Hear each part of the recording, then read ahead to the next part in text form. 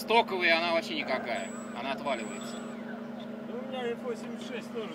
Я боюсь его даже это, запускать, надо что-то думать. Что делать с этой? Чего? А это тревожка.